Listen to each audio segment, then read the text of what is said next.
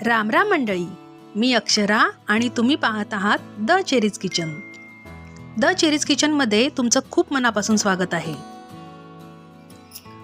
मार्केटपेक्षाही खूप चांगला परफेक्ट पनीर बनलेला आहे आणि खूप सॉफ्ट पण आहे हा, आणि चवीला पण खूप छान आहे. तर हे पनीर बनवण्यासाठी कोणत्या प्रकारचं दूध वापरायचं आणि तो पनीर कशा पद्धतीने बनवायचा हे सर्व मी या रेसिपीमध्ये सांगितलं आहे. तर तुम्ही हा व्हिडिओ शेवटपर्यंत बघा आणि बेल आयकॉनवर बटन दाबायला विसरू नका.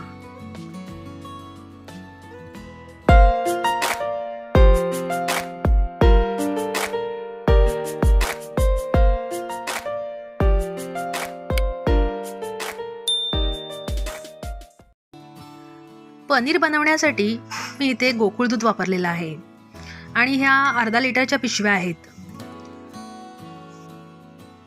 आणि गोकुळ दूध पाश्चराइज्ड फुल क्रीम दूध घ्यायचं आहे.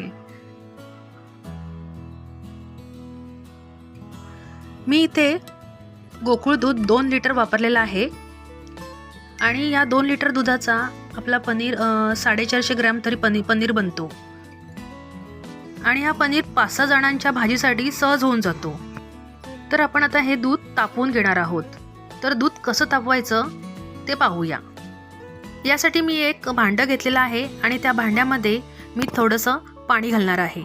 पाणी यासाठी तळाला घालायचं आहे की आपलं दूध खाली करपलं नाही पाहिजे. आणि आता यामध्ये आपण दूध पिशव्या फोडून टाकणार आहोत.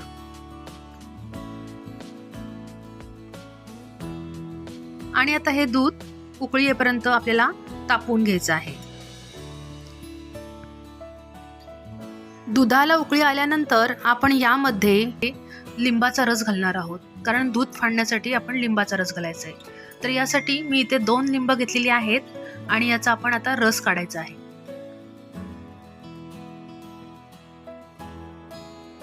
आणि हा जेवढा लिंबाचा रस आहे त्याच्या दुप्पट पाणी घालायचं आहे. म्हणजे इथे जर 3 चमचे माझा लिंबाचा रस असेल तर मी इथे 6 चमचे पाणी घालणार आहे. आणि हे लिंबाच्या रसामध्ये पाणी घातलेलं जे लिक्विड आहे ते आपण थोडंसं गरम करून घेणार आहोत, कारण हे पाणी आपण दुधामध्ये घालणार आहोत, कारण दूध फाडण्यासाठी याचा आपण वापर करणार आहोत.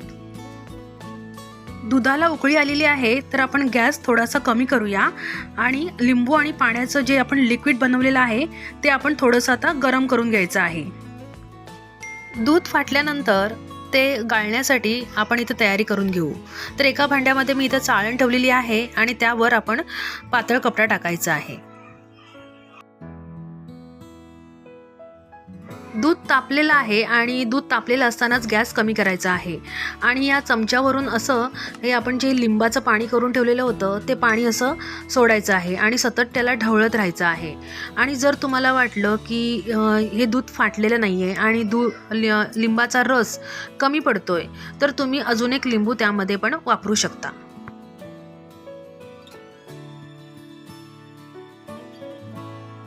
तर तुम्ही पाहू शकता अजूनही दूध काय फाटलेलं नाही आहे, म्हणजे यासाठी अजून एक लिंबू आपल्याला घालावं लागणार आहे. म्हणून मी इथे 1 लिंबू कापलं आहे आणि त्याचा रस मी इथे घालते. म्हणजे एकूण 2 लिटर दुधासाठी मी इथे 3 लिंबाचा वापर केलेला आहे. तर ही दूध फाटण्याची क्रिया झालेली आहे. तर तुम्ही पाहू शकता हे अशा प्रकारे दूध फाटलं गेलेलं आहे आणि आपण हे लगेचच आपण हे फडक्यामध्ये आपण गाळून घेणार आहोत. तर आपण या कापडाला थोडीशी पीळ मारून आतलं पाणी थोडंसं काढून घ्यायचं आहे. आणि नंतर मग मी हे एक गरम पाणी आहे आणि ह्या गरम पाण्यामध्ये मी हे पनीर थोडंसं धुवून घेणार आहे. म्हणजे या पनीरमधील जो लिंबाचा आंबटपणा असेल तो निघून जाईल. आणि या कापडाला चांगली पीळ मारून त्यातील पाणी काढून घ्यायचं आहे. तर आपण यावर आता वजन ठेवणार आहोत आणि वजन असं ठेवायचं आहे की आपला जर पनीर जेवढा आहे त्याच्या दुप्पट वजनाचं आपण यावर वजन ठेवायचं आहे.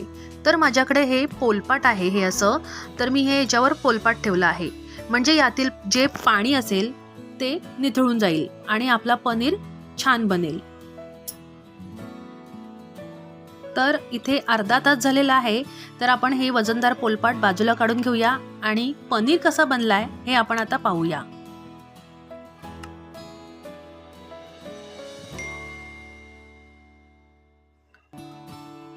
हे पहा, खूप छान असं पनीर बनलेलं आहे आणि आपण याला आता पाण्यामध्ये टाकणार आहोत आणि पाण्यामध्ये आपल्याला हा 1 तास तरी आपल्याला ह्या पाण्यामध्ये ठेवायचा आहे.